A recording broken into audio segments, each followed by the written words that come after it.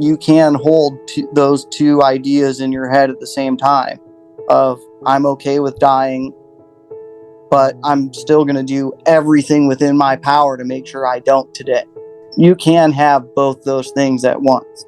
Don't want to die, but just because you're trying not to or not doing something reckless doesn't mean that negates that statement. Any lesson to be learned in life, really, other than just to, be kind to one another. Beyond that, I think it's all just, we're all making up our own reason for getting up. Today, we have a very special guest whose extraordinary life has been filled with adventure and setbacks. His name is Noah. He's 35 years old and he's from Ohio, United States. His life has faced numerous excitements, yet challenges. Noah's journey has taken him from mountain guide school in Chile to guiding adventures around the world. He has ridden a bike across Asia with a chicken as his companion and survived devastating earthquake in Nepal. Noah has been a paramedic, a skydiving instructor, a base jumper, and even a wingsuit pilot. His life changed dramatically when he became paralyzed in a skydiving accident.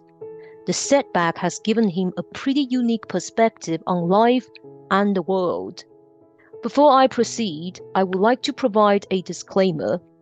Given the difficult situation my guest today has faced, this episode contains strong language and some of the content may be considered emotional or distressing, especially towards the end.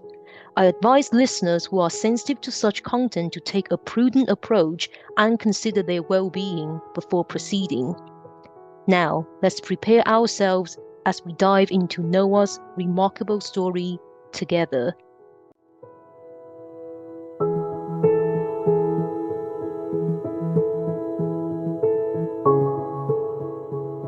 Hello, nice to be here. Nice to meet you here. How are you today? Doing pretty good, staying cool. Oh, what's the temperature out there? It has been pretty hot here in England where I'm based. I think today the weather is like 27. And the typical houses in England, the traditional Victorian houses, like they're designed to preserve heat. Yeah, I remember. Is it the same with you? Last year I heard something about them having to like paint the railroad tracks white in the UK or something because it was so hot. Oh, yeah, it's like, not very pleasant. No. Is the same with you in Ohio? What's the temperature like? Yeah, probably about the same, maybe even a little hotter. Yeah. Yeah. Make sure you're hydrated, and if you have fan, definitely turn it on. Sorry, I think we are slightly distracted by the weather. Yes, I want you to be here on my podcast because I think your story is super incredible. I understand that I think you start your extremely adventurous life by going into a mountain guide school in Chile. Tell us a little bit more about what made you decide to go to a mountain guide school and why in Chile. Yeah, so I think I was 21, 21 or 22. And I had been dating this girl and ended up getting her pregnant. And we were planning on, having the baby, doing the whole thing, whatever. And then out of nowhere, she just went and got an abortion without telling me or anything.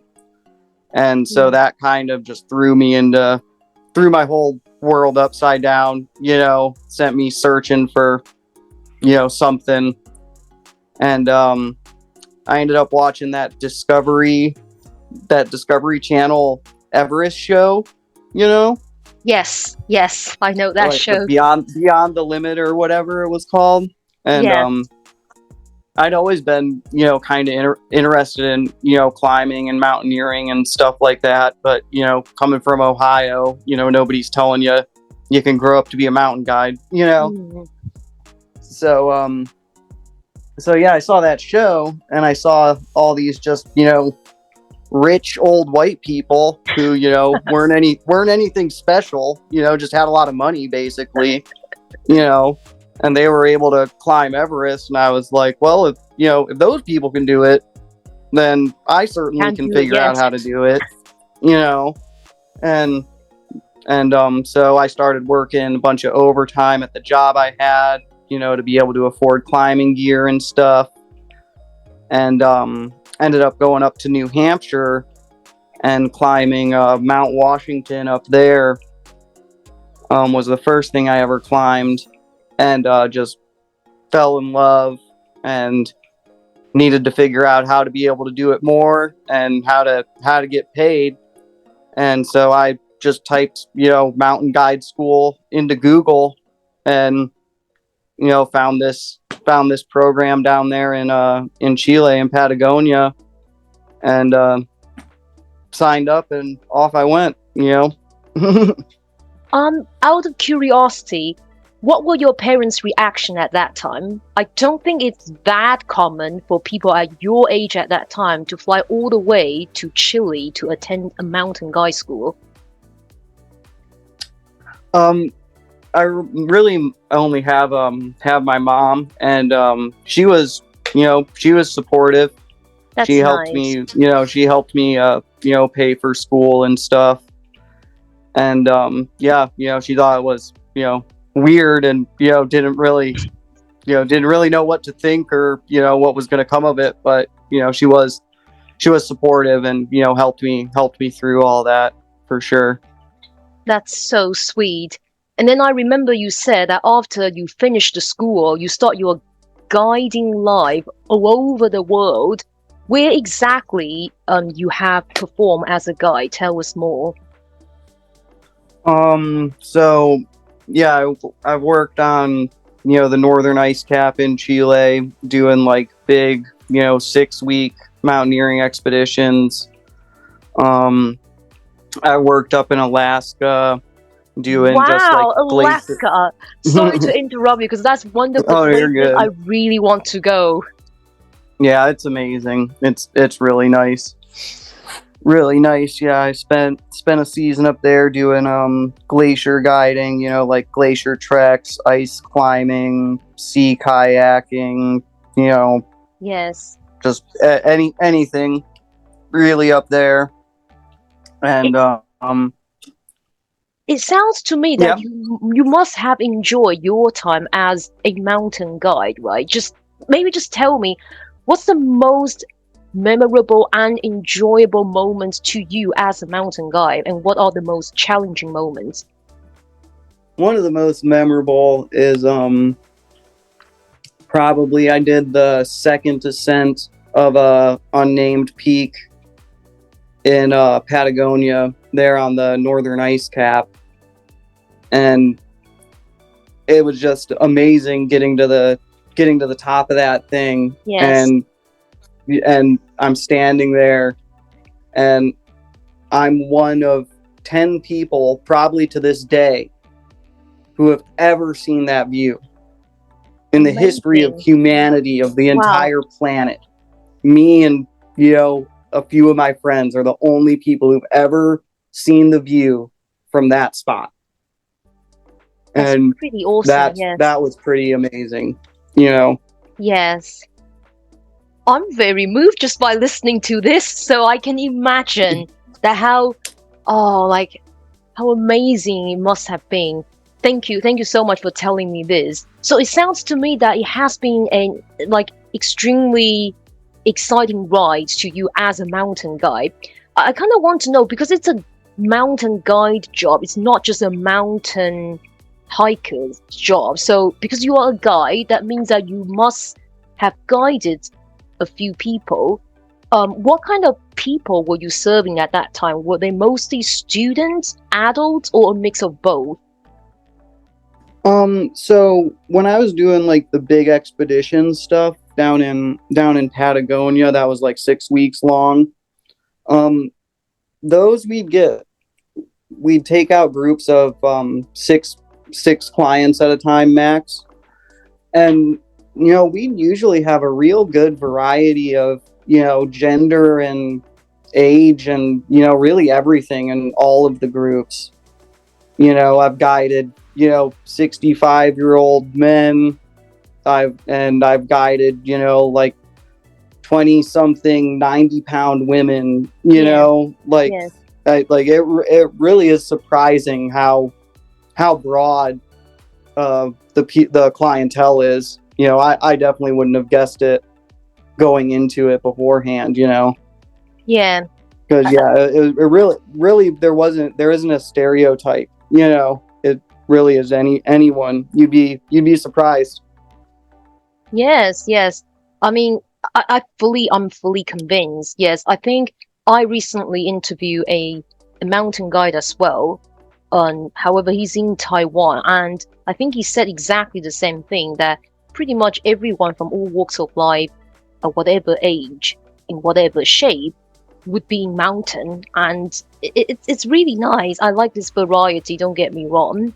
And I think as I was asking you about the most memorable moments and probably also the most challenging moments. I'm guessing that as a mountain guide at that time, one of the hardest thing, or probably the most stressful things for you to do, is to ensure the safety of the clients you served. How did you ensure that everything that your clients would be exposed should be fairly safe, or how did you ensure that the risks are minimized to the lowest?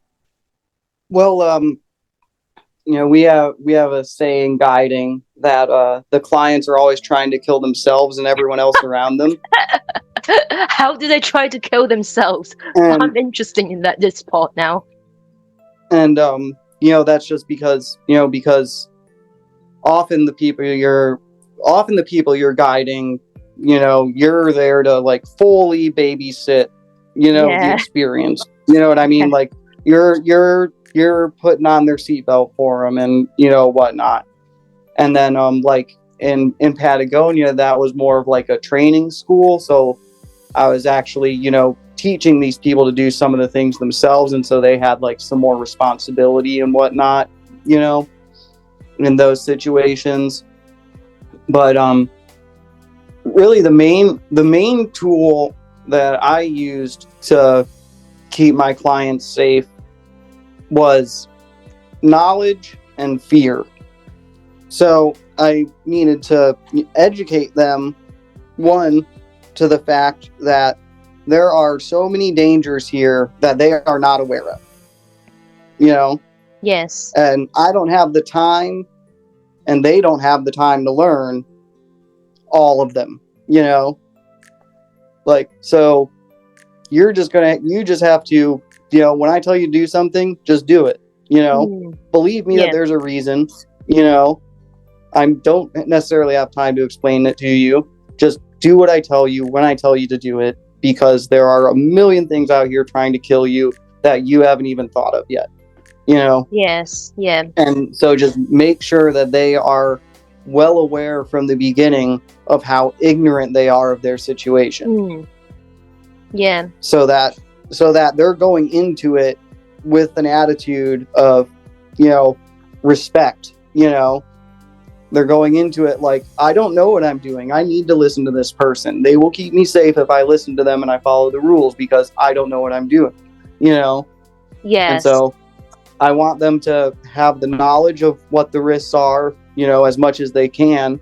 And I want them to have a certain amount of fear of those risks, because that's what's going to keep them from just wandering off and being like, well, I don't need to listen to him. I can see what's going on, like, and so that always worked better for me than anything else. Yes. Just explain to them exactly how dangerous this is and all the ways they could die. Yes. I can see that you haven't lost your touch at all as a mountain guy, which is pretty awesome. And it just sounds to me that it was your passion and your interest to eat maybe outdoors activities or nature mountains that drew you to this mountain guiding life. But then I remember you said that you decided to move, or you traveled to Asia where you start riding a bike with a chicken. Tell me, how did it happen, and what happened? What did you decide to do this? This is a big change. So why did you decide to end your journey as a mountain guide, and why did you decide to go to Asia to do this very exciting and unbelievable event with a chicken? And why a chicken? So, well, I ended up over in Asia because of guiding. Right. So I had been working in Iceland for the summer, and then I had a contract to go guide down in Chile for that winter, but it fell through.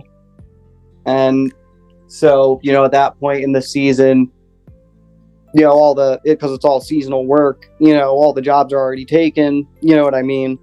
Yes. So I was kind of looking at like a season off, and I had a friend who was working for a guide company in Chiang Mai, Thailand, and he was like, "Hey man, why don't you just come over here and train for the winter?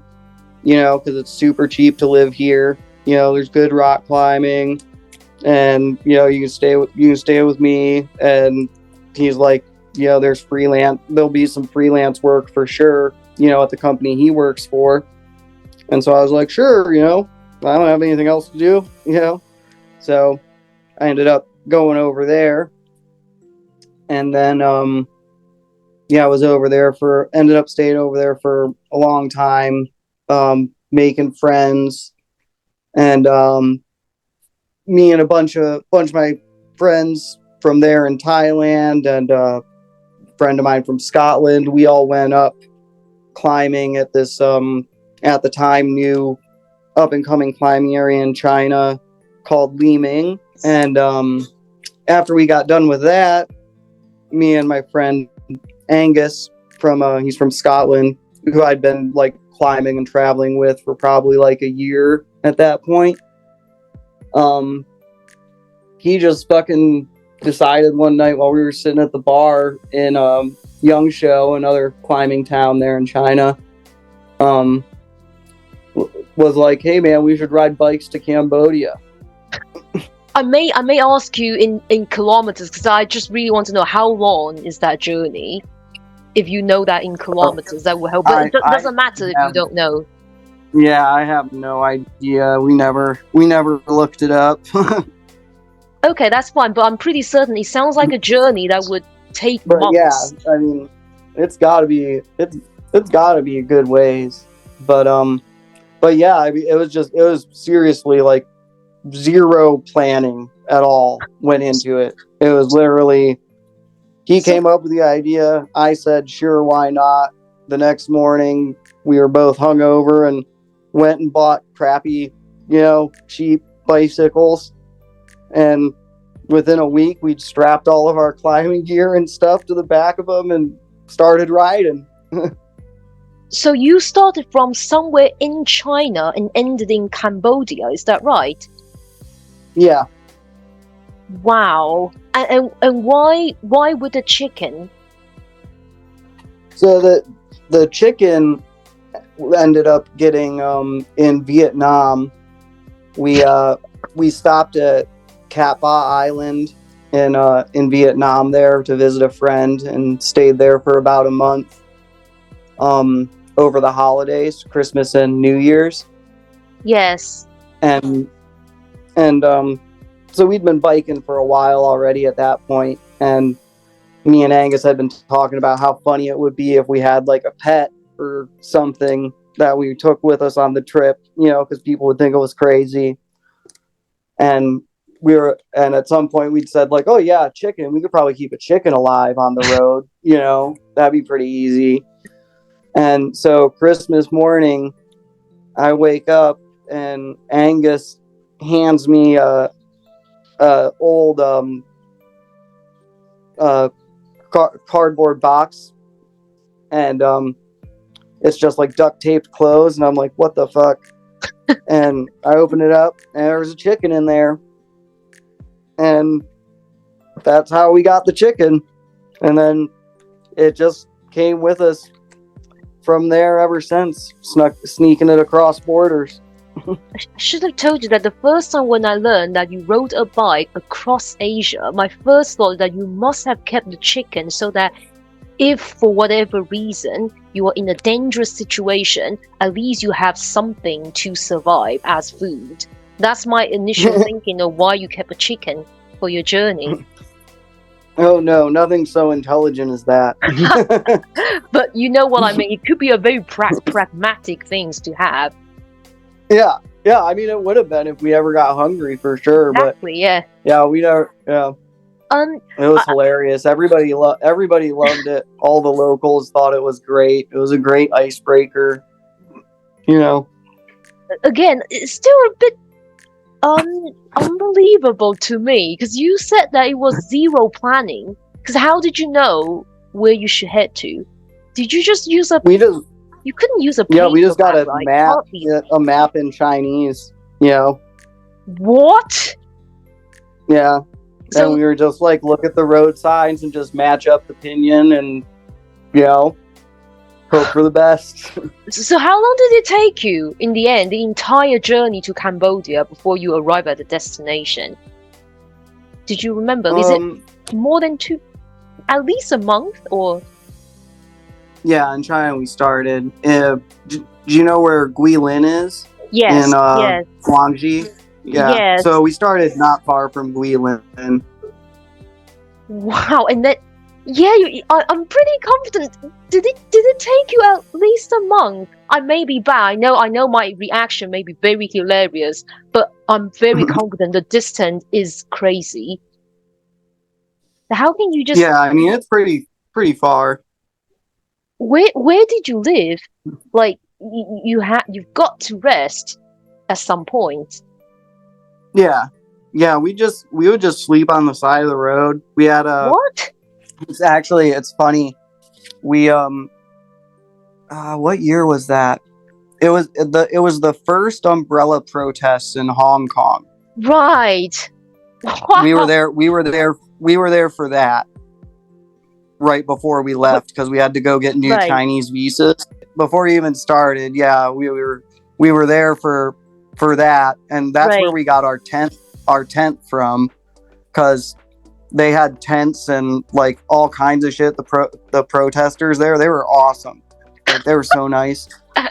And yeah, they gave us a tent, and so we had this tent that we'd gotten from the protesters. And so yeah, we'd just sleep on the side of the road, you know, wherever in the tent. But hang on a minute. If my geography was okay, I'm pretty certain before you arrived in Hong Kong, you have already, cycled for quite some time. Where did you sleep? Because it sounds to me you only got the time. You got the tent when you arrived in Hong Kong. But what did you do before that? Oh, we didn't bike to Hong Kong. We just went to Hong Kong to get visas, and then we went back to Yangshuo, and then started from Yangshuo. Okay, I see. That makes sense. Yeah, we didn't bike to Hong Kong. Yeah. Okay, so you basically just slept wherever you. But yeah, the whole time we were biking, yeah, we just sleep on the side of the road. I don't like, you know how there's like the little bamboo shade huts too, like on the side of the fields everywhere and shit. You know, we'd sleep in those. You know, a lot of the time though, like if we were anywhere near a town or, you know, little village or anything, like usually someone would invite us to their house, and we, you know, stayed at locals' houses all the time. Like, you know, more often than not, we'd end up, you know, staying and eating dinner with, you know, some random people who were just being nice to us, you know. Yeah. But yeah, otherwise we just slept in the dirt. During the entire journey, was there any point that you felt ill or uncomfortable? What did you do? I actually almost got killed in Cambodia. Oh, wow. I got hit by a motorcycle So, on my what did you do at bicycle. that time? I mean, I got really lucky and just ended up needing like some stitches and had a real bad concussion, but Yes. didn't end up needing anything major done. But I mean, I can't even really tell you anything more about it other than that, because I don't remember anything. Yeah. I just know that they tell me I got hit by a motorcycle. I remember waking up in the hospital and my head hurting real bad. Yeah. But apart from that, what about food? How did you and your friends cope with the hunger, or did you just get anything that you could possibly get from the street? Yeah, we'd just eat. You'd pass through little villages, Yeah. often enough, and we just, we both love Asian food, and we'll eat anything. We're not the type to, be like, oh, I'm not going to eat that from that lady, in the stall on the side of the road, like. No, we're all about that stuff. So. Yeah. And I mean, it's China or anywhere in Asia, there's a noodle soup guy on every corner, Yes. So I guess that when you said that you later experienced or survived the earthquake in Nepal, that was completely separate. Because from a geographical point of view, I think Nepal isn't really on the way from Guilin to Cambodia. It's kind of in the west. Yeah, no, that was a different time. Same guy though. I was with the same guy, Angus. You should invite that guy to the podcast. He sounds like he has a lot to tell as well. I would be very interested to speak to him. Oh yeah, I mean, if you got the two of us together telling you stories about Asia, man, we'd fill hours. We were actually pretty well known amongst, like, they call it the Limestone Highway. Yes. It's all like the rock climbing areas from pretty much Guilin all the way down to Thailand, southern Thailand. And me and Angus, we'd show up at like a new climbing spot, and people we'd never met before would be like, "Oh, I've heard about you guys. An Angus. My friend so and so met you over here." We're just like, "Fuck!" Like, we're either doing something right or something really wrong, Yeah.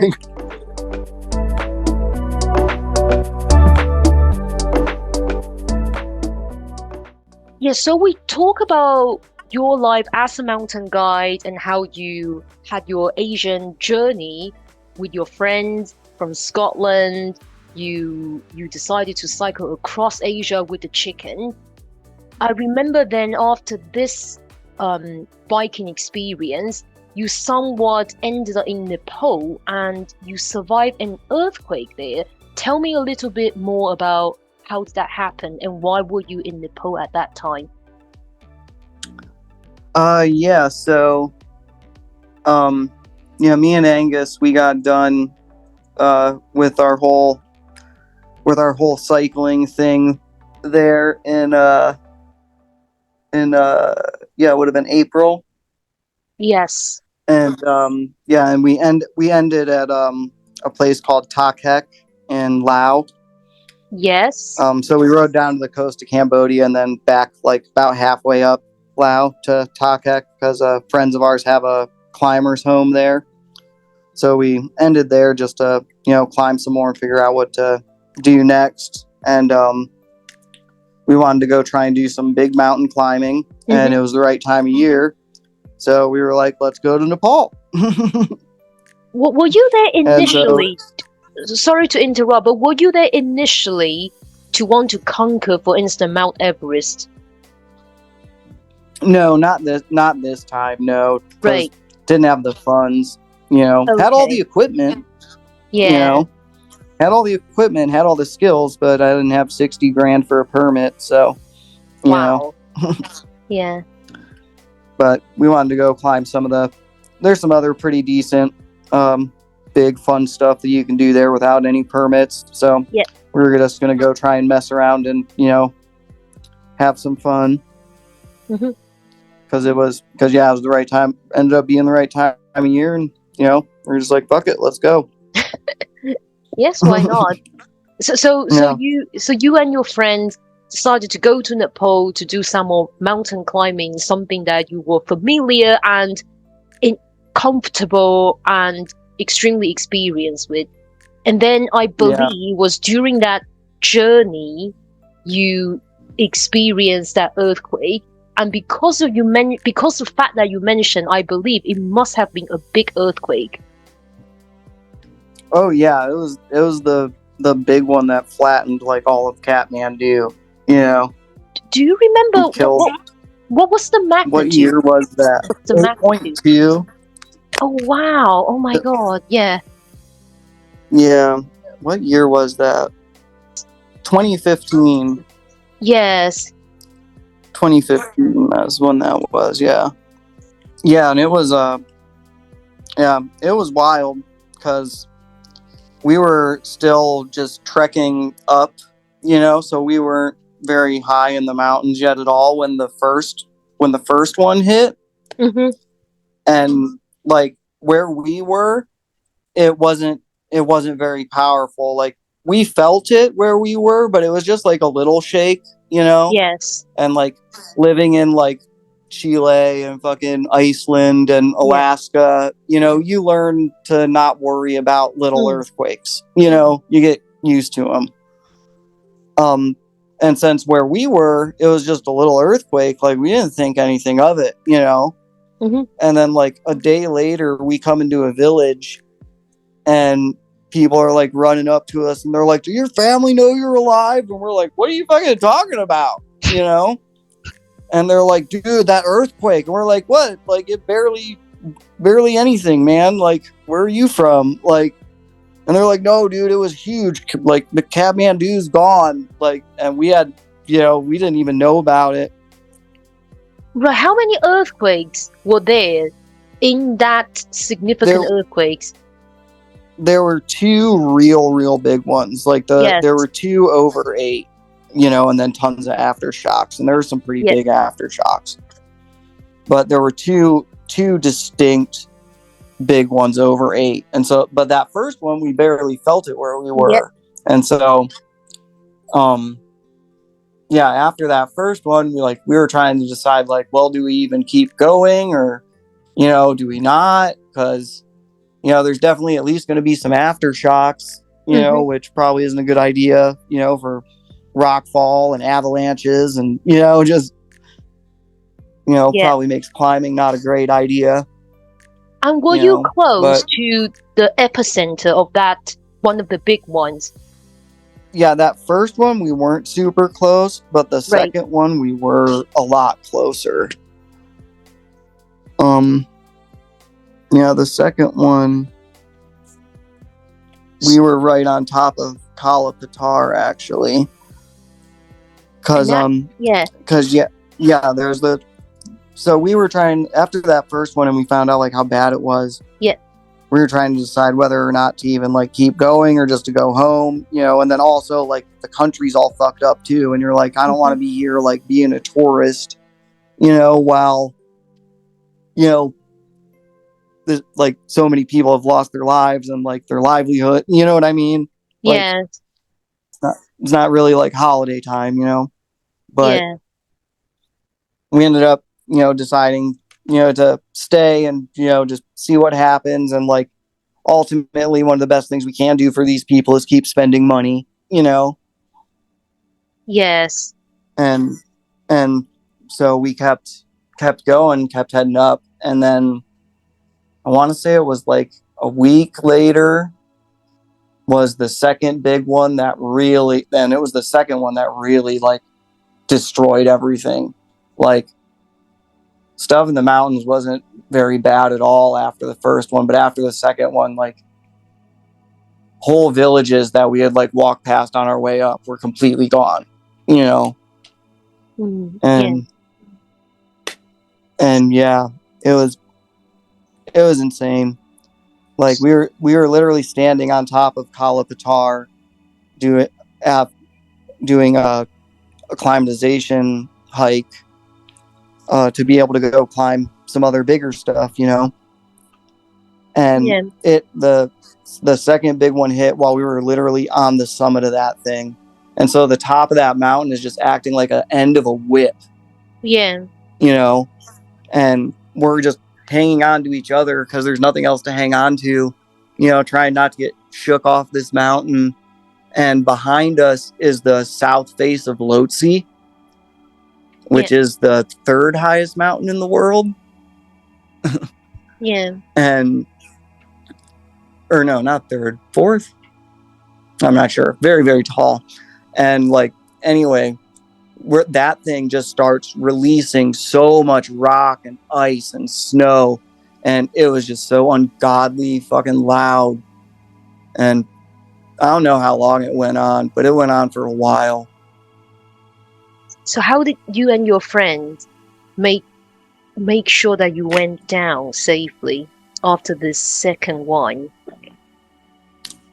Well, and that after it finally stopped, we were sitting there and we were like, okay, what do we do? Because there's going to be aftershocks.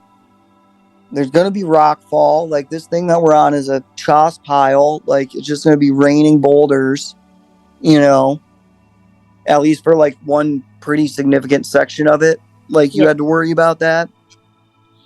And so we're like, do we sit up here and wait a little bit, or do we just run, and just try and minimize, the time you're exposed, and so ultimately that's what we ended up doing, is just going as fast as we could to get past the rock fall. And then going down the mountain too, we didn't know if anything of the village that we were staying in was going to be left. We didn't know if the family that we were staying with, if their tea house was going to still be there, if they were even going to be there, if they were going to be dead. It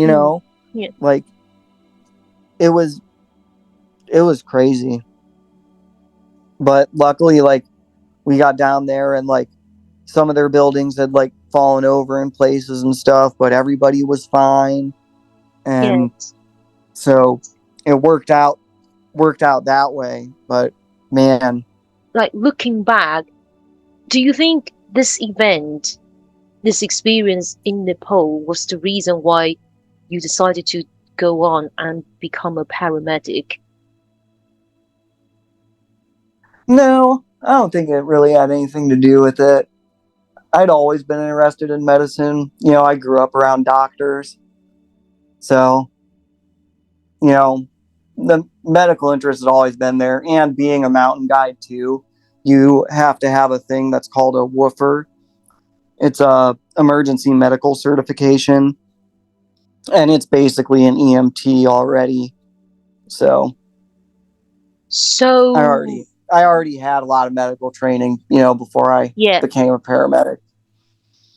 So that made me that's wonder. Kind of part of your job. Yeah, I'll definitely go on into the paramedic that part later. But what I want to ask you is that, can you recall at that time, after the earthquake in Nepal, do you think your attitude towards life at that time was shaped by what you were exposed to in Nepal because of these two big earthquakes? Oh yeah.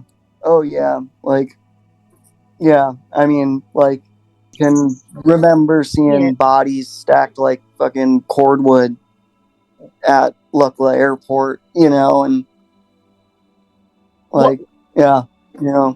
What's the lesson you think this event teaches you? I mean, I don't know that there's,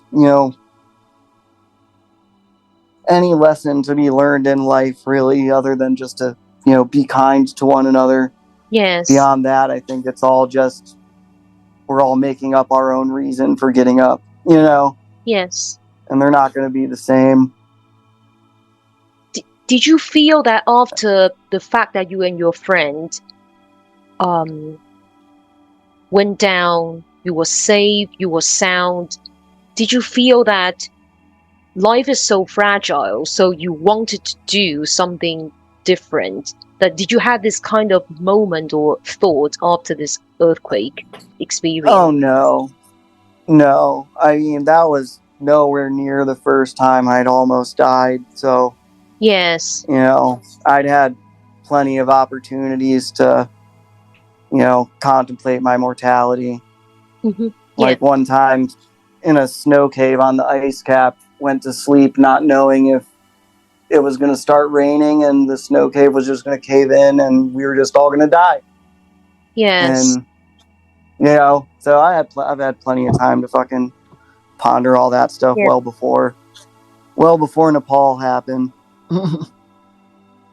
So I'm guessing that you did the mountain guiding, riding the bike across Asia, and all the memories, be it good, be it bad, in Nepal in your 20s, if I'm right. Yeah. So when you decided to work as a paramedic, and I'm guessing it might be full-time, were you still working as a mountain guide? After Nepal, ended up coming home and did a road trip with another one of my friends, doing some more climbing and stuff, and then just just needed a change, and so went back home to Ohio, and decided to go to paramedic school, and so just went and started doing that. It's very interesting that I think, from what I've heard so far, the occupations that you have chosen in your entire life have all, like, they all have very strict relations with the vulnerabilities of life. Because mountain guiding is not a low risk activity. Riding the bike across Asia certainly isn't something risk free. I mean, the same with mountain climbing in Nepal. Riding a bike through Haiphong is no joke, let me tell you. I can imagine that, yes. And then the fact that, I mean, obviously being a paramedic is nothing like becoming a mountain guiding or biking across Asia, the places you mentioned. But when I say that, it sounds to me that you are constantly exposed to the vulnerability of life, but in a different way. Because when you are acting as a paramedic, you are dealing with the vulnerabilities of other people's life. But so you're still constantly exposure to the weaknesses and the vulnerability of life. Do you think this is something you have always been drawn to? I mean, I mean, at this point, obviously, yeah, for whatever reason,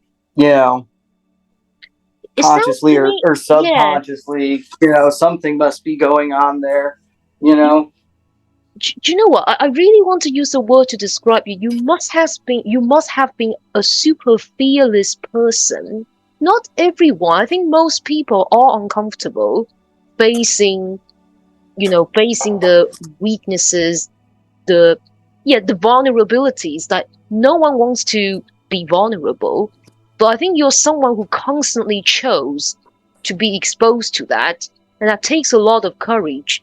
Courage and stupidity seem to be very closely related. Oh, don't say that. Don't say that. I mean, I think they're completely different thing. And to be honest, a paramedic is it's a difficult profession. I believe you must have gone through some tough training to become one. It's not easy to be qualified, right? Tell me a little bit more about the type of training you had, and how long did it take you to become a paramedic, and how long you've been acting as a paramedic? Any memorable experience you had working as a paramedic? Yeah, so it is it's pretty extensive, the training that you have to do. You have to first become a EMT, and like I said, I'd already had that woofer certification, which was a lot of the EMT stuff already, just a different certifying agency. But excuse me. basically. So I found a place up in New Hampshire that did a wilderness EMT course. So there, instead of it taking like 6 months, I think, if you did it through like community colleges or something like that, there I was able to just hammer it out in like 4 weeks, because they just 6 days a week, 12 hours a day. This is all you're doing. Yes. And so I was able to just bang out my EMT in a month and pass national registry first try. And so that was all easy.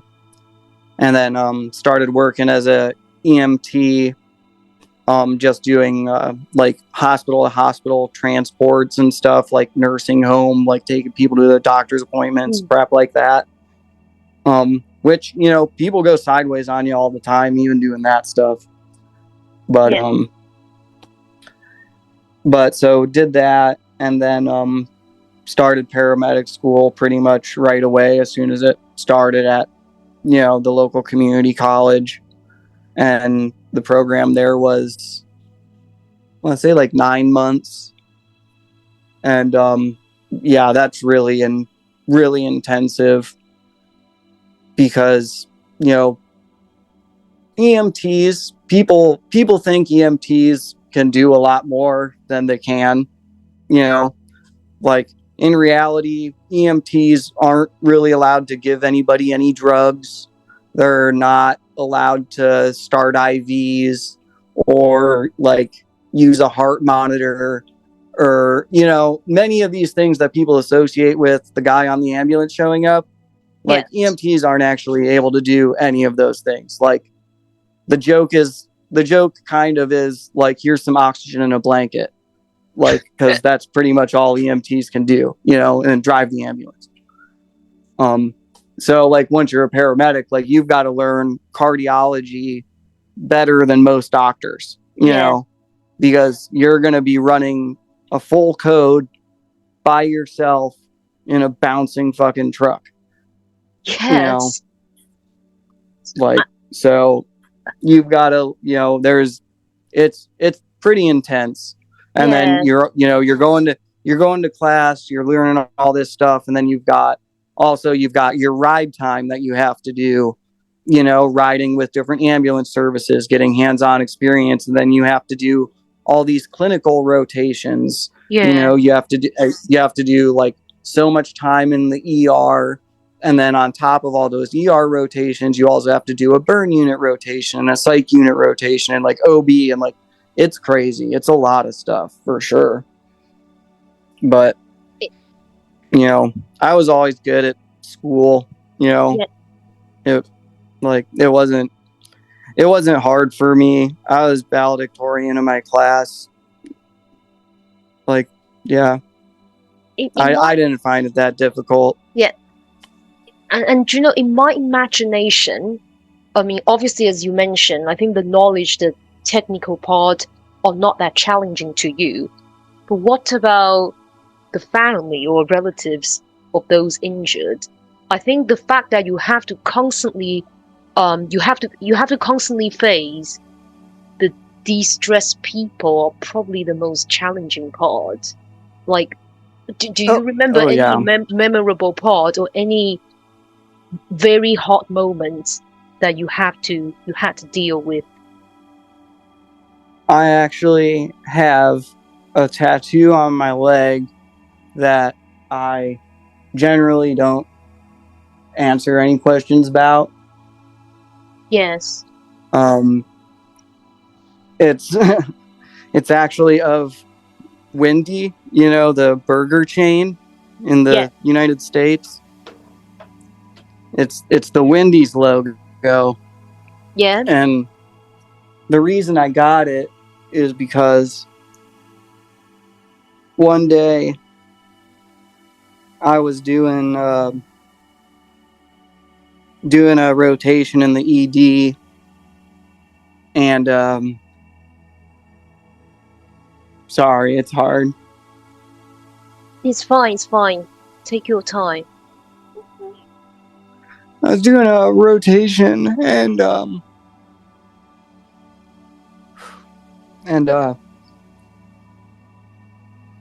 we had a cardiac come in, and full arrest. They're doing CPR as they wheel her into the bay.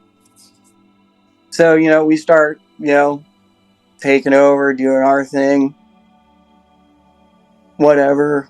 And we always say patients, not people. Yeah. Because if you think of if you give a shit about all these people, like you'll never get out of bed again. Yes. Like you just can't do it. So yeah, we're doing CPR on this old lady, and like I said, like patients, not people. That's what you try and tell yourself in there. You just do the job.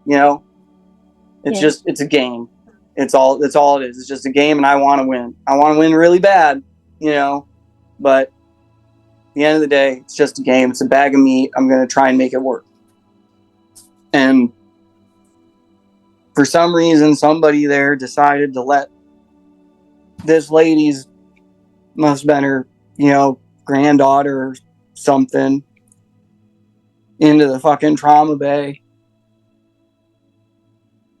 And so I'm here breaking this fucking old lady's ribs while her fucking granddaughter's crying, staring at me in her fucking Wendy's uniform. Yeah. It must have been super hard to you. But as you said, I mean, this is the very difficult part of this job as a paramedic.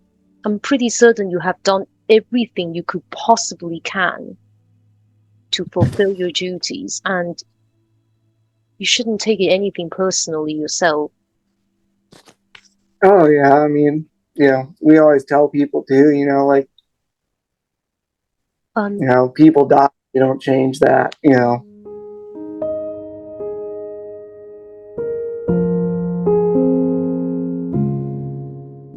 So Noah, we've talked about the training you had and the reality of working as a paramedic, and obviously the very difficult and emotional story you just shared with us. Being a paramedic, it's a tough job. If you have to use one or two sentences to conclude life as a paramedic, what would that be? It doesn't have to be, two sentences. If you want to, you have to use 25. That's fine. Yeah. I don't know. It takes a lot more out of you than you even think. Yes. And like I didn't realize how much it had affected me until I stopped doing it, probably a year. It probably took that long for my brain to get out of that constant state of anxiety that you learn to live in when you're doing that stuff, and to realize just how much it's affecting your whole life. Yes. Like the price is really, really high. And I found too that the majority of the people that I worked with who had been doing it for a long time were not very good people. Yes. Like, they were very good paramedics. They were definitely who I wanted to show up and take care of me. But they were not good people.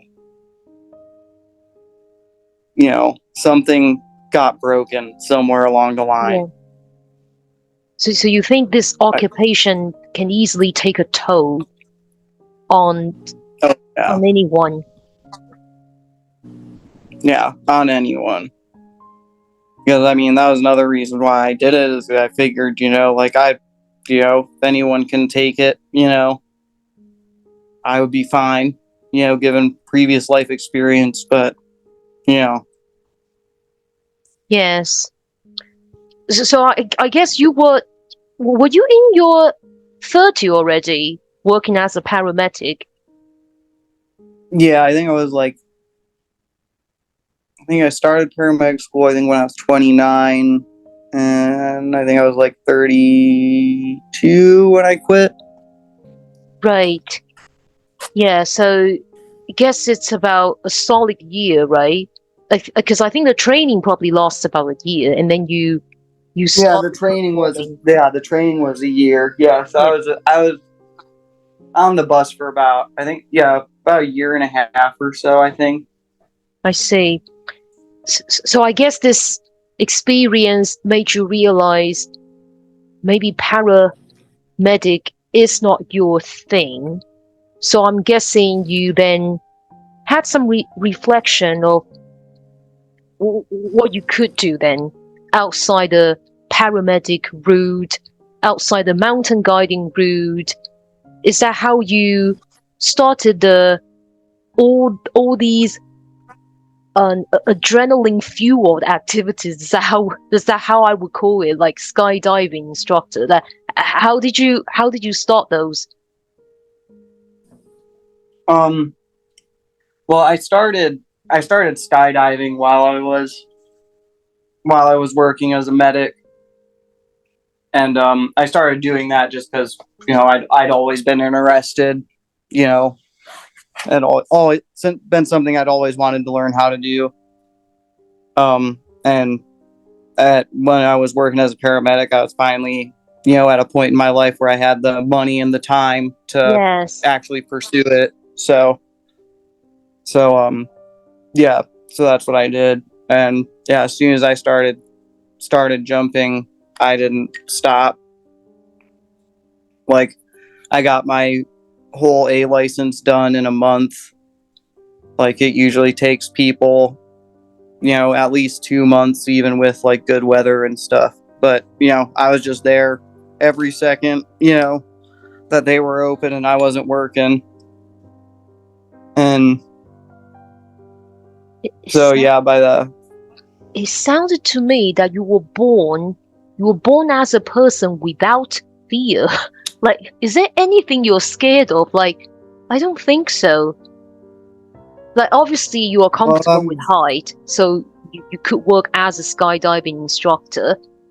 yeah, I mean, like, your brain doesn't conceive of height the same up there. Like, looking out the door of the airplane isn't the same as looking over a cliff. Like, it's so fucking high. Like, Yes, you can't explain it, but it's different. And and honestly, like, skydiving, the higher you are, the safer you are, because the more time you have. yes. So So, but okay, this is a more practical question.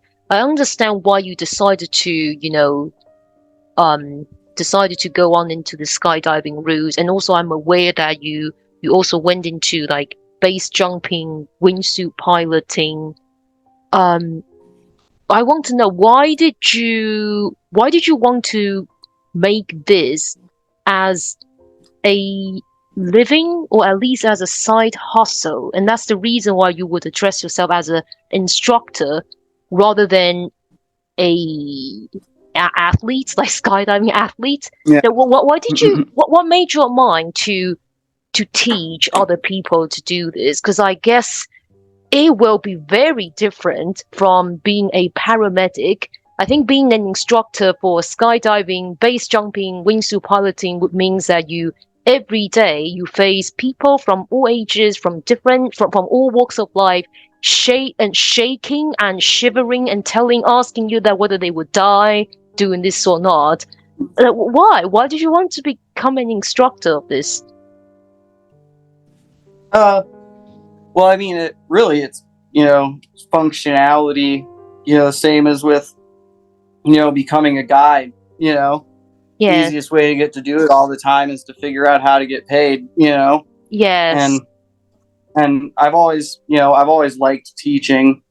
Mhm. And a big part of being a paramedic anywhere you work is teaching also, because you've always got students with you, EMT students or paramedic students, or doctors have to come do ride time with us, so like I've always had a teaching aspect to my jobs a lot of the time.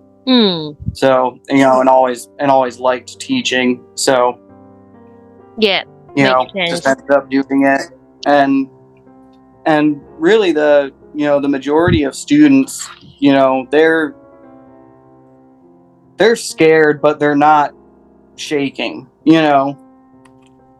like if I've had shaking ones, but you don't take those ones, you tell them no, if you can't keep it together here on the ground just talking about it, I'm not going to go find out what happens when I push you out of an airplane. Yes. No thank you. You need to get your head right and come back to me, What's the oldest student you've ever had? Oldest? Yes, oldest. Oldest student? Fuck, how old was that guy? He was in his 60s at least. I can't remember exactly how old, but he was pretty old. Yeah. And then I jumped with people who were in their 80s and were way better at skydiving than I ever could dream of being. So tell me, because I am personally interested, believe it or not, what kind of skills are required to be a good skydiver? To the ability to control the fall. You can learn how to just fly around the sky, be wherever you want to be, in pretty much any orientation you want if you get good enough, so you start with what's called belly flying, which is exactly what it sounds like. And so that's where you start, because that's the easiest way to learn to control yourself, and you start learning how to, turn yourself, and just, well, first you start by just being able to hold yourself still, and then it's, turns, and then, there's ways you can make yourself fall faster or slower. So it would appear to somebody else in the sky that you were going up or down on them, so you learn fall rate control. And then you learn tracking, which is a forward motion, so you can get away from somebody or something.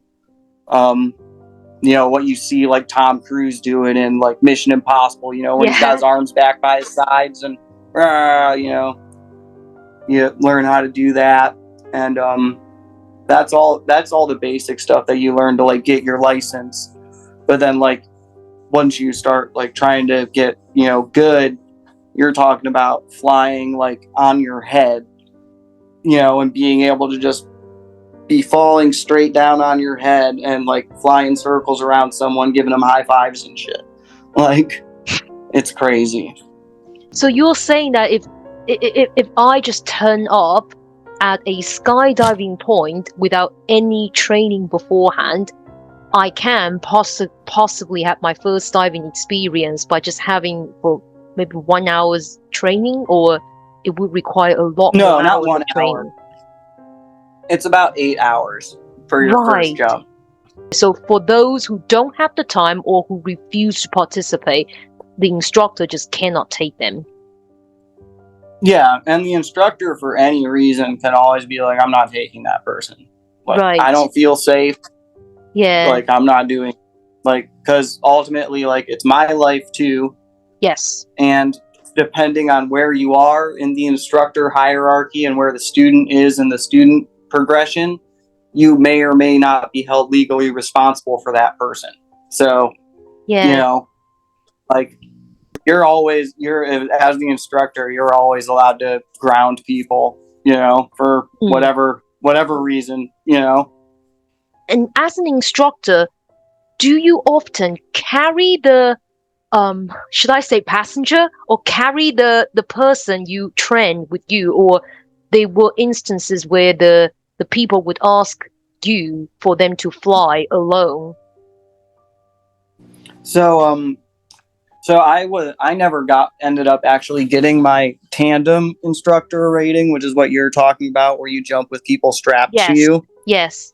I was close before I got hurt, but I never actually ended up getting that one. So what I did is I only taught people who were learning to skydive by themselves, Right.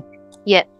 So yeah, so like if you showed up and you at the skydiving center was like, "Hey, I want to learn how to skydive," you'd do your first couple of jumps with an AFF instructor, which is a level above where I was.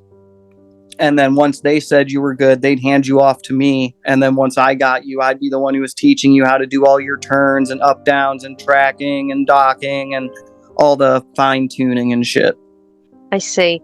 So it sounds to me that you must have been super successful as a skydiving instructor, and I think it sounds to me that you did enjoy working as a skydiving instructor, and you like the sport as well. Why did you want Oh yeah. to? Yeah, I can see that. I can see the passion in you talking about this. What makes me curious that why did you want to diversify this with base jumping? And I ask because, as you previously mentioned, the higher you are in theory, the safer this activity should be. And base jumping is unlike skydiving, the height is much lower, and I'm pretty certain you were aware of the risks involved. Why did you want to become a base jumper as well? Oh, I mean, base jumping was the whole reason I started skydiving. Like, I started skydiving just so I could learn how to base jump. Like, just because I wanted to know what that felt like. I want to know what it felt like to fucking pack your life up into a backpack. I'm pretty certain this Fucking jump question. off a bridge. Like, I know that this question it sounds like a cliche. You probably have heard of it for million times. But what made you want to do this, given the risks involved? I mean, it's you say, I sound like I'm fearless or Yes. whatever, but Yes. like, how would I know that if I didn't? Right. You Yeah. might be fearless too. You just haven't gone and walked out on that bridge yet. Yeah. It just I just wanted to know what was on the other side of the railing. I can use a very interesting analogy to describe you. I think, like when babies, when they were born, when we were born, we're all babies, right? And babies are super fearless. They're interested in everything. They don't necessarily know what is safe and what is less safer. They just want to try. But they're pretty smart as well. Once they feel something, they know something is wrong, they would stop. And I think a lot of adults, when they observe this, they're very impressed. Because I think the older we get, the more reserved we are. I don't know, like we just don't want to be exposed to pretty much any risks. So I think it's quite amazing that although at that time you're probably already in your 30s, you can still behave, act, and think just like a newborn. It's quite an ability to me. I'm pretty certain most people cannot do that in their 30s. Yeah, I see what you're saying. So as you said, the whole point why you started skydiving is because you wanted to be a base jumper, because I think that is a lot more difficult than skydiving given the height. So can you remember how many base jumps you had in your entire life? And is it always from a bridge? Yeah, my base jumping career was cut very short with my accident. I think I had 12 jumps and all from the bridge here in Idaho. And what were the safety measures that you took with the base jump? I mean, you do everything. There's everything you can as far as, inspect your gear. Yes. Be careful when you're packing your parachute. Do all your safety checks Yeah. and buddy checks, and check the weather. But other than that, we like to say you're throwing a bed sheet into a hurricane. So at the end of the day, who the hell knows what's going to happen? This made me want to ask you, before any jump, if you can recall, what were you thinking mentally? That was there any moment that you thought that, okay, this could be my last jump, or this could be my last day? Did you have any of this mental journey as a usual practice before any jump? Oh yeah. Oh yeah. Especially like the first time walking out onto the bridge to do my first base jump. Like I was so scared. Yes. Like I was there with two of my friends who were both really experienced base jumpers, So like I was in good hands, they fucking taught me how to pack and watched me pack, and they did all my buddy checks, and like we talked about weather and how we were gonna land, and like we did everything, but walking out there, they're like trying to talk to me and make jokes, and I'm just fucking just staring straight ahead, just trying to, Yes. get my shit together, because yeah, you're walking out there going, this might be the last thing I ever fucking do, like, and you do think to yourself, like, really, you're gonna fucking possibly this is gonna be the last thing you ever do, fucking jumping off a bridge, like you need to do this. Well, you're like, yeah, like you have all those thoughts, yeah, but for some reason, like none of those, what should be really valid arguments to not do it don't work, and you end up still going. That's exactly what I was going to ask you. That what did you usually say to people at that time who accuse you of being mad?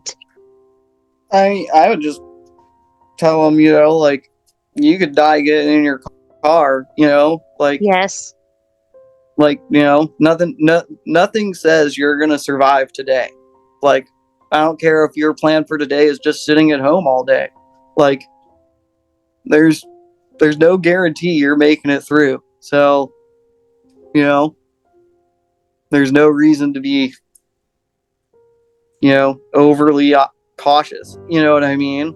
Like, can I safely suggest that I believe that at that time, at your age at that time, your philosophy of life is more like you will rather experience more than not experience. So that means that you will rather be the person who probably live only, say, 50 years. You don't want to have a life, say, until 85 years old without doing anything memorable. oh yeah, quality over quantity for sure. Yes. Yeah, like, yeah, I never saw the point in, working super hard in my 20s so that when I was 80, if I even fucking live that long, I got to have a nice nursing home to die in. Like, I just never saw the point.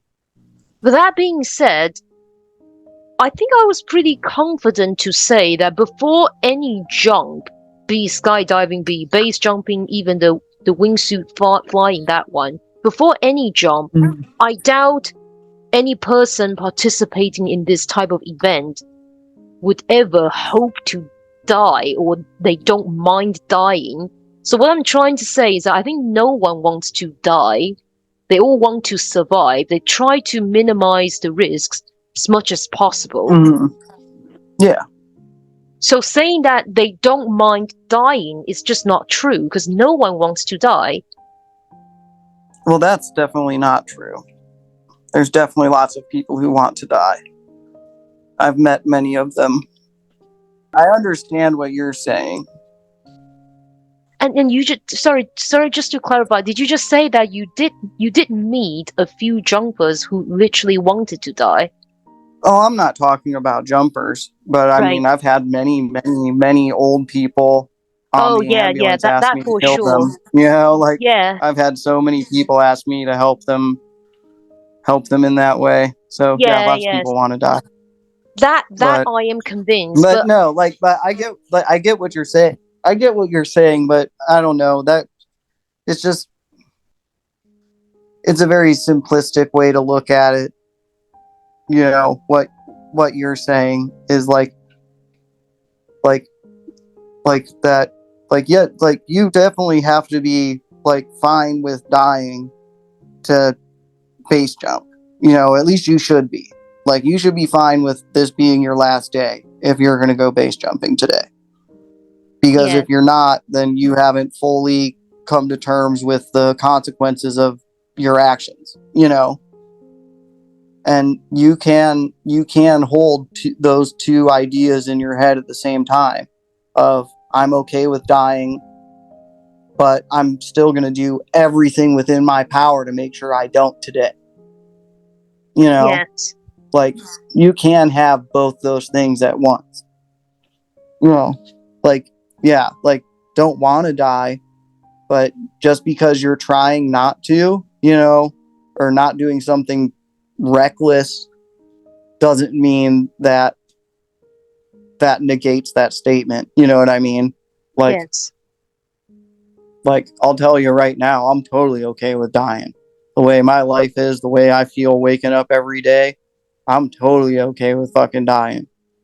And like, that doesn't mean I'm gonna, you know, not put on my seatbelt when I get in a car next, you know. Yeah. But it does mean if I got diagnosed with cancer tomorrow, I'm not getting fucking chemo.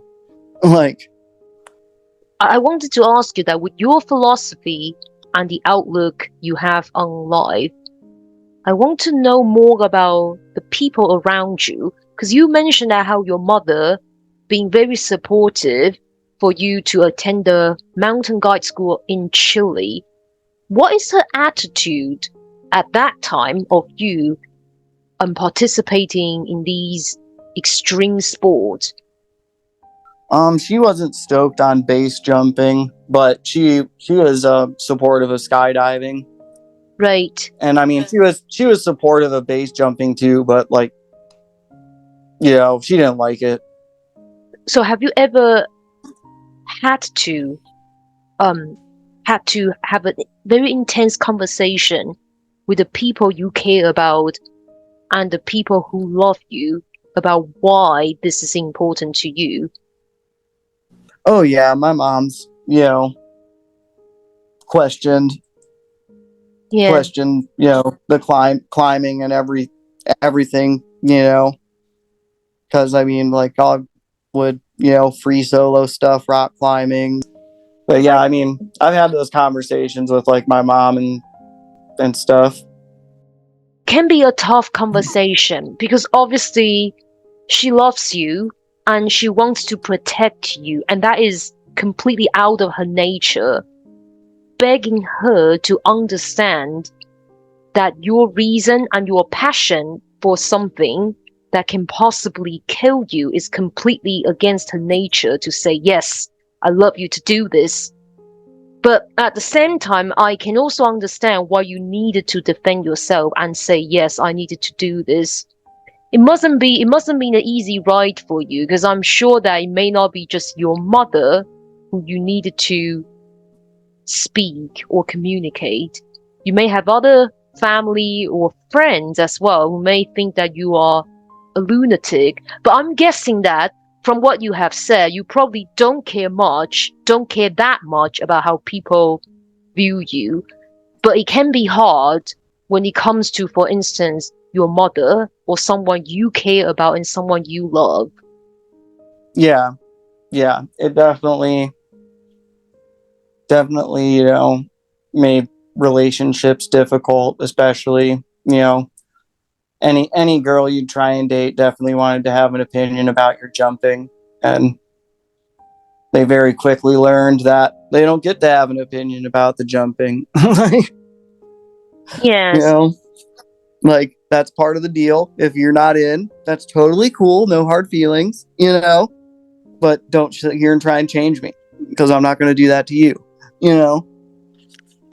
I'm guessing that the friends or the people you have been relatively close to must be those who share the similar passion, right?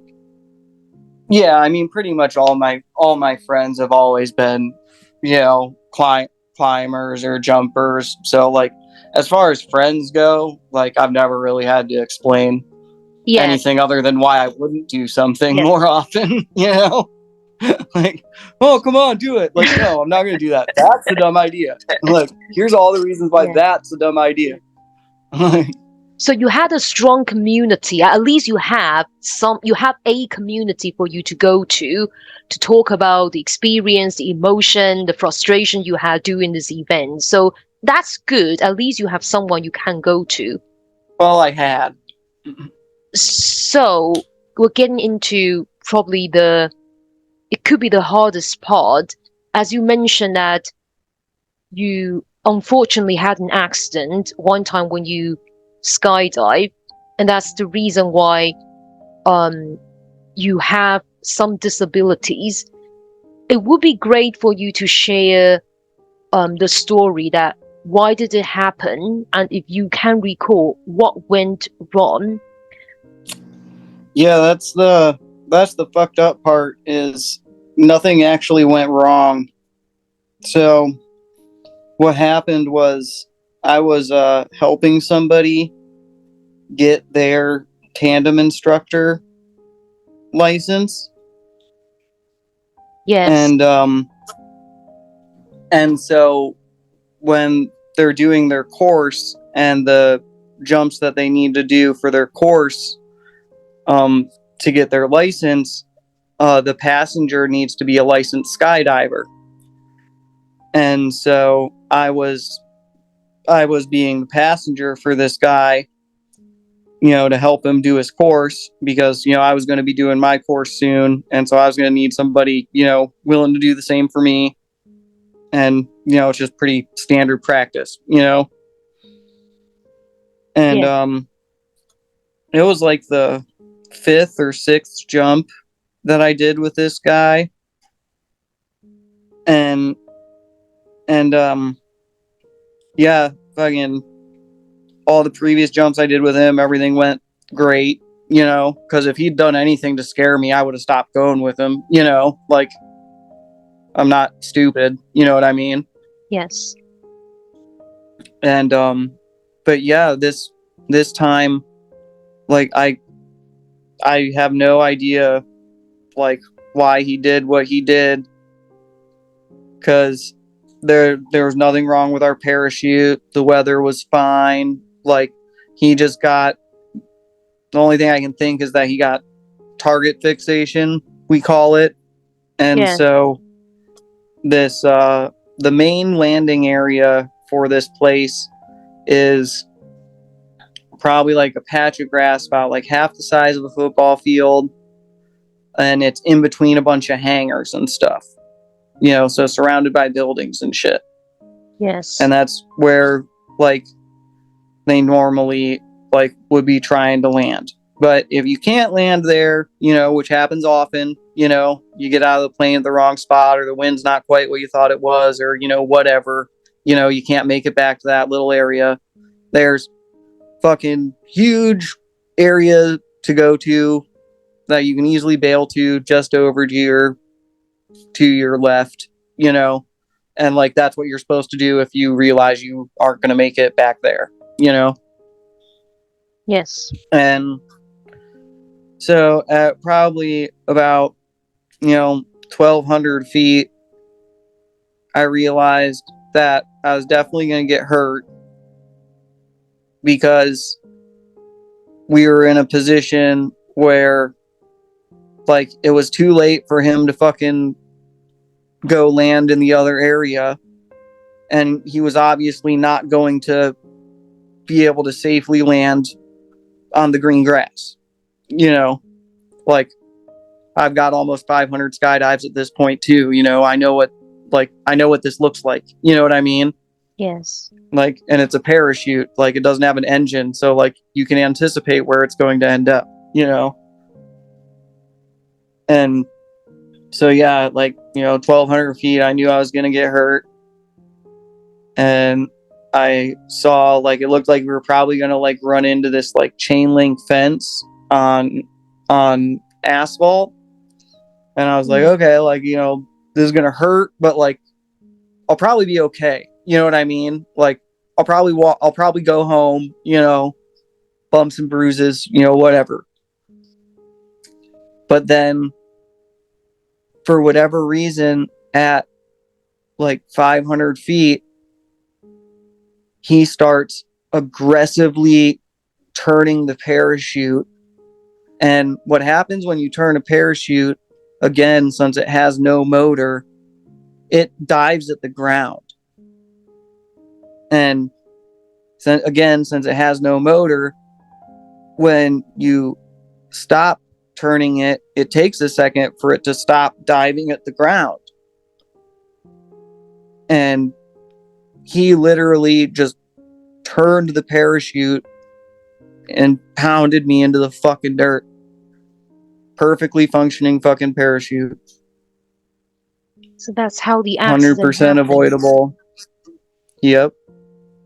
So I guess this person, he went out fine, but you were the person who got injured heavily. Yeah, he was fine. I have to say this because anyone listening to this needs to hear this as part of this story. Do not go skydiving in the United States. It is not safe, because that guy who did that to me, a year later, had his fucking tandem license and killed someone doing the exact same thing. I just testified at a grand jury hearing 2 weeks ago for this shit. Nobody is regulating it.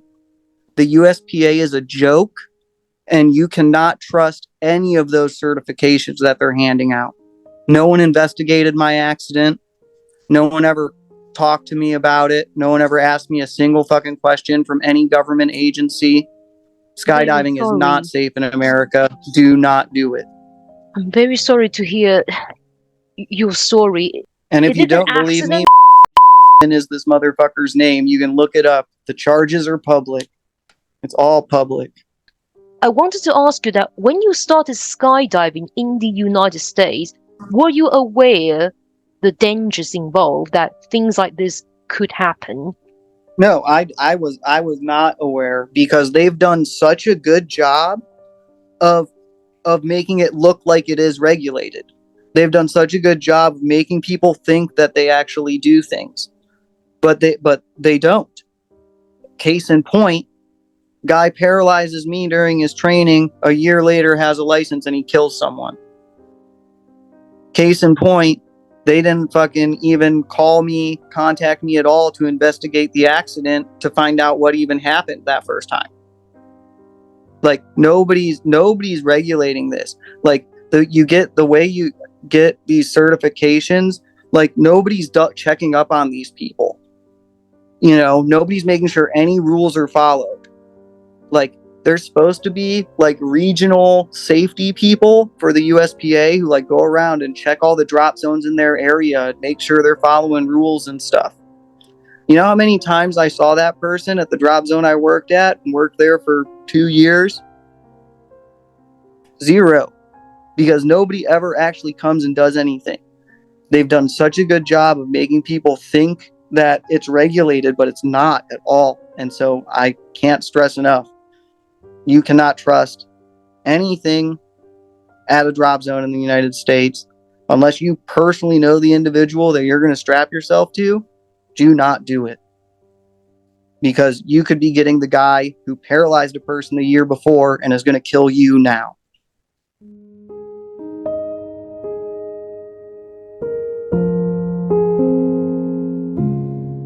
I wanted to bring you back to that moment when the incident happened.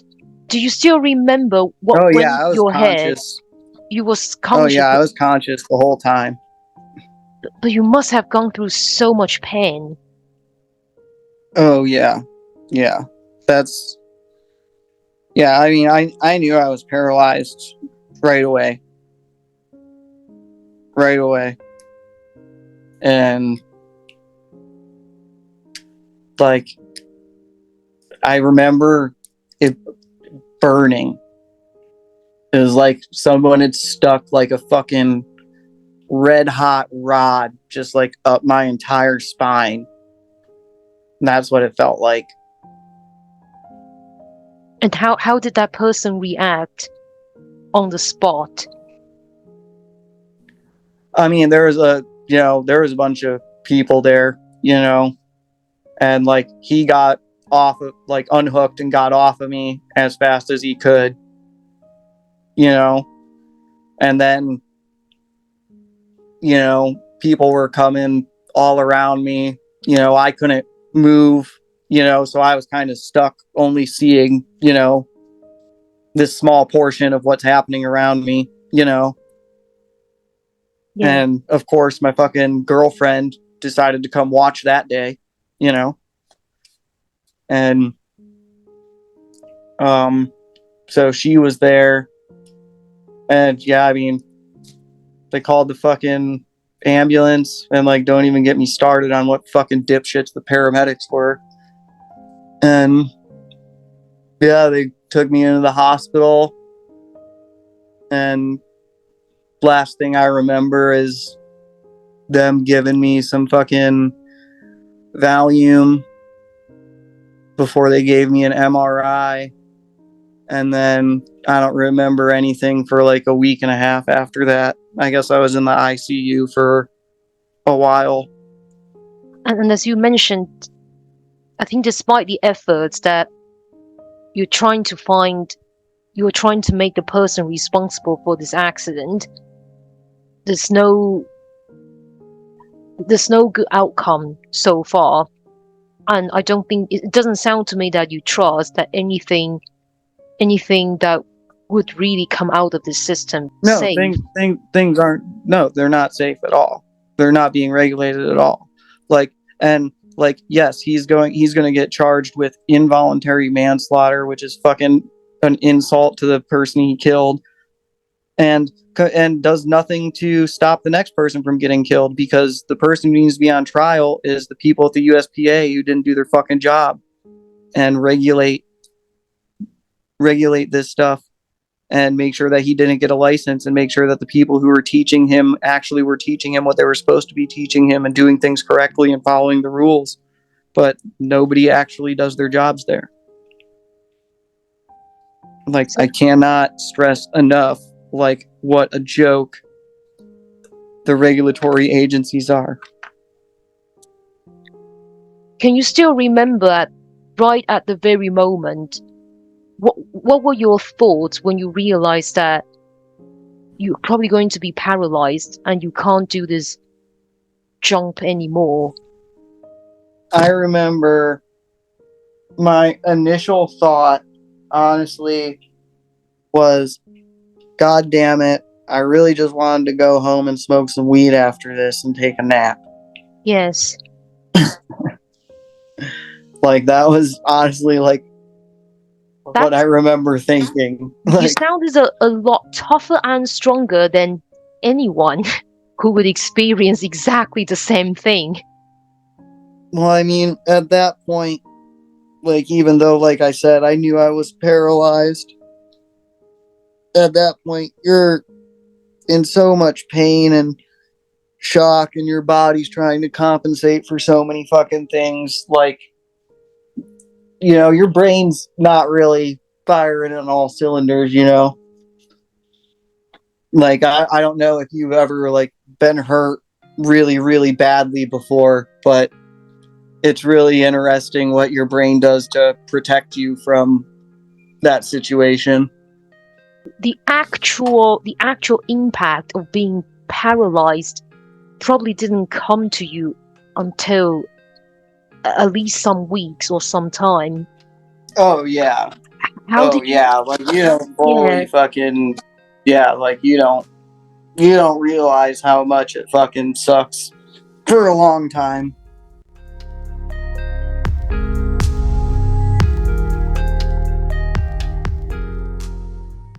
How did you cope initially? I mean, I'd say I pretty much the same as I do now. I mean, not very well, and real up and down.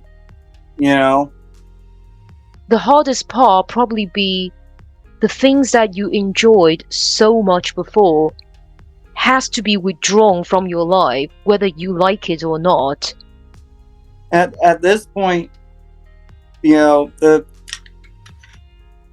the things that bother me about my situation are like not what I think most people would expect. Like people see you in the wheelchair and they think your biggest problem is that your legs don't work. And it's Yeah. like that's nowhere near my fucking biggest problem. Like if I could only pick one thing that's wrong with me to fix, my ability to walk would be so far down the fucking list, it wouldn't even be on the first page. Like the things that suck about being this way are the constant fucking pain that I'm in all the time now. Like I'm addicted to opiates now. I have a prescription. I'm not like a junkie or anything. But like I have to take opiates every day now to just be able to barely function. Like people don't think about the fact that like if your legs don't work, guess what else doesn't work? Like your butthole doesn't work either. So like I don't have control over when I go to the bathroom, so like going out in public and not knowing if you're going to shit yourself or not, really not fun.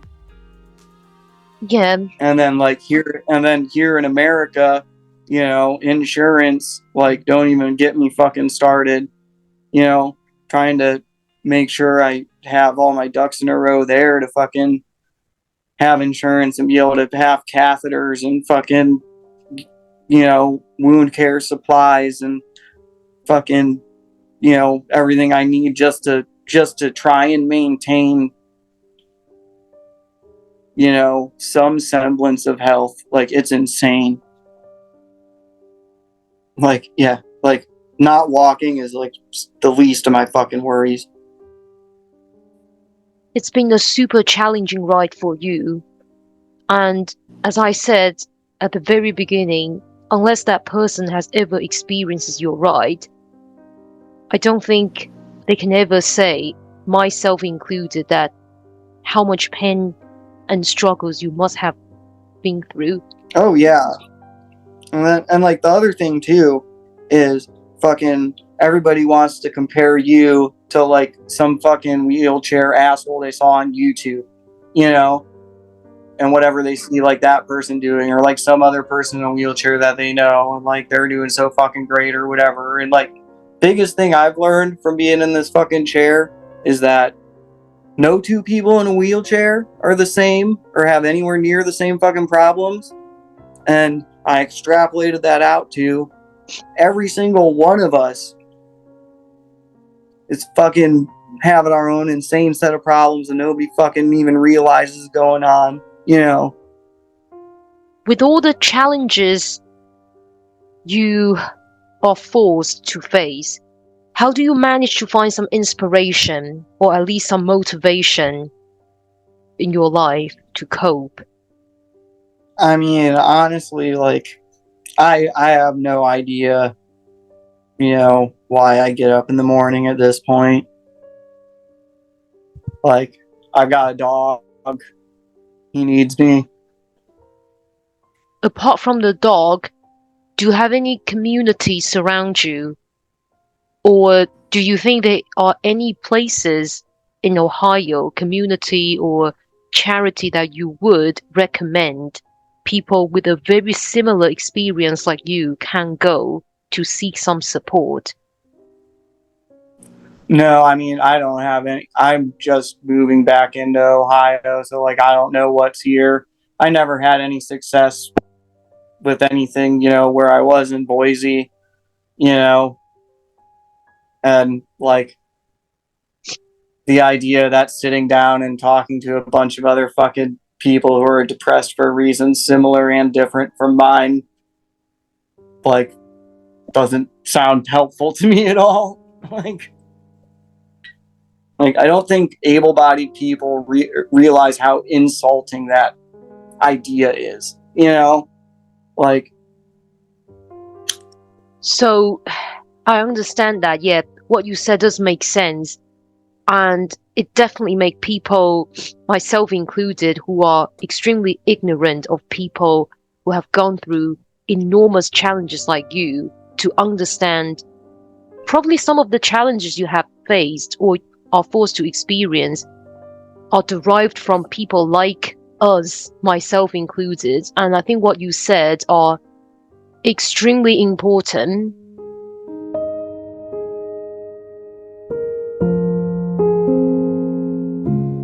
So if you have to give someone who's facing a life-altering event or struggling to adapt to a significant change, what would that advice be? I mean, just keep going. That's all you can do. Like I can't come up with a fucking, thing to tell, just anybody. Like that would be helpful, because like who the fuck knows what would be able to motivate, some other person to put up with it, and what makes me keep putting up with it, I have no fucking idea. But Yes. I don't know, for some reason there's some part of me that I wish didn't exist that fucking makes me keep sticking around, like. Yes, I Yeah, want to say though. I wish I had a better answer. I'm sure I'd be in a better place if I had a better answer. But Yes. all you can do is keep going. Maybe tomorrow it'll be better. That's all you can do is lie to Yes. yourself. Again, I mean, as I keep mentioning that, obviously I'm not you, and no one can really say they relate to your suffering unless they were actually in your position before.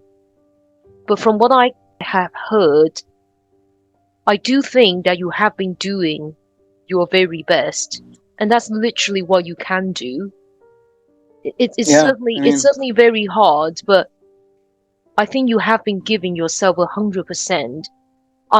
I think for those who ended up in the same situation like you, they may not be able to give 100% like you do. So I think for this reason, you should be very proud. And I'm pretty certain that your mother and your dog are very proud of you as well. And as you said, you may feel every day you wake up, you're lying to yourself, or every night before you go to bed, you're lying to yourself that tomorrow will be better, because tomorrow may be worse. And would tomorrow be worse? Of course, anything is possible. But I think it's like, it's a kind of a mindset that, yeah, obviously you can choose to believe that tomorrow will be worse. But if things have already like developed it into this stage, I do think perhaps having a little bit of faith may help more than not having any. But obviously, this is easier said than done.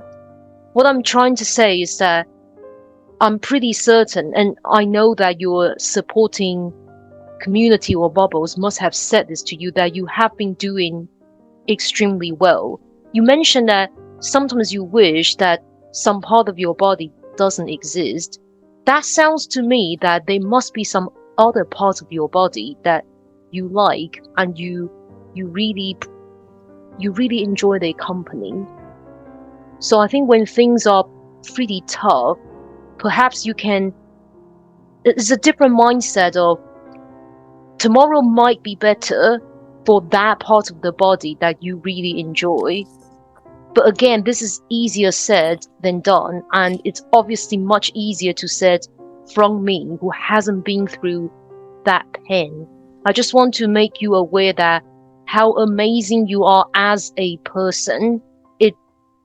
It must be difficult, almost impossible to stay positive.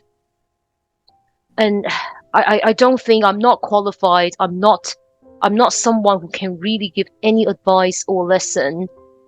But I think there is a reason why we need someone like you to be present in the world, so you can leave some amazing stories behind, some legacy. That kind of legacy may not be something you have found. It probably is going to take some years for you to find that, but I'm sure that there will be something incredible, just like all the incredible story you have shared with me today, from mountain guiding, from the biking in Asia with the chicken surviving the earthquake, and then the jumping. I think it's truly amazing. I'm just hoping that some of the conversation, some of the things I said would mean something to you, because your story means a lot to me. Yes, you are in a lot of pain, but you have spent time to and share this story, and I think this would shape my life, and that is the legacy you have left in me.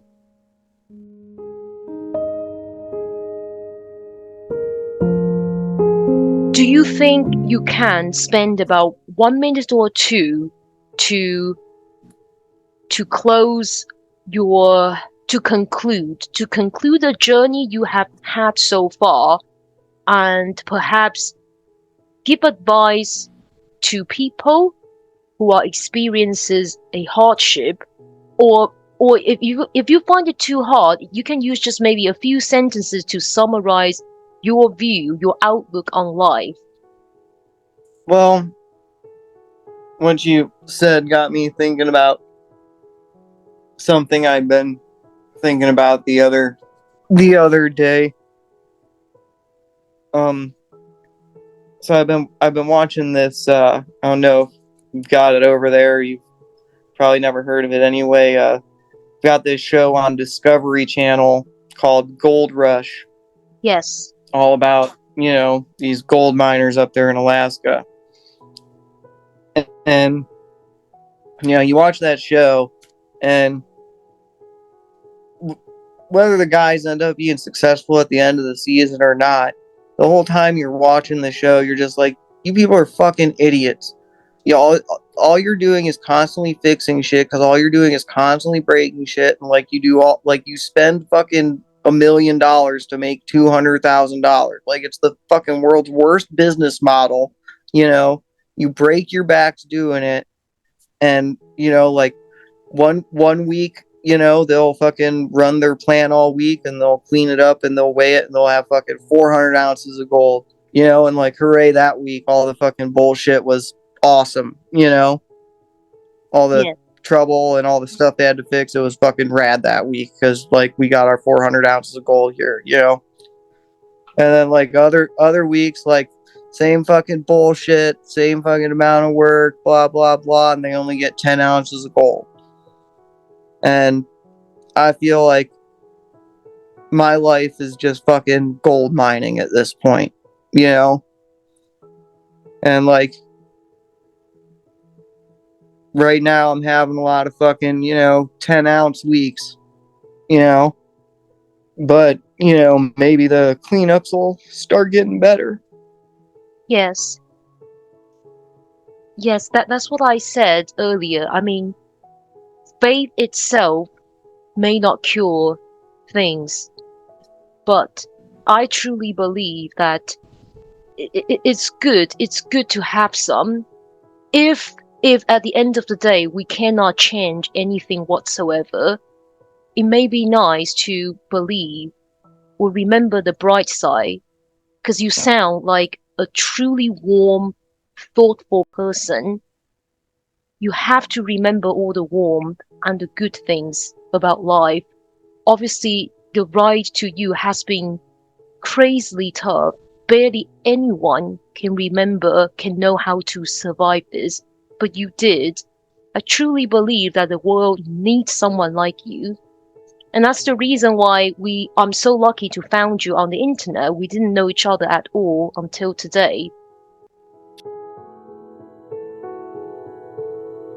Before I conclude this episode, I want to take a moment to reach out to all my listeners. We have had the privilege of hearing Noah's incredible story and the challenges he has faced. It's evident that Noah has shown immense strength and courage throughout his journey. Now, I want to invite you to join me in sending a message to him. Let's remind him of the amazing person he is and assure him that there are still beautiful things to look forward to and that he will be the gold winner. I believe our words of encouragement can make a significant impact and help uplift his spirit during this challenging time. You can leave your messages and well wishes for him in the comment section of this episode, or alternatively, you can reach out to me directly by email, which is available on the description at superauthentictales@gmail.com. Let's come together and show our support to someone who has inspired us with his courage and warm heart. Remember, a few kind words can make a world of difference. Thank you again for joining me on this incredible journey with Noah, and let's make sure he knows how much he is appreciated. Lastly, if you enjoyed this conversation, please make sure you hit the follow button and provide your rating before you go. Your support is significant in growing this platform, allowing me to reach and invite more inspiring individuals to share their stories. Thank you again for being a part of this journey.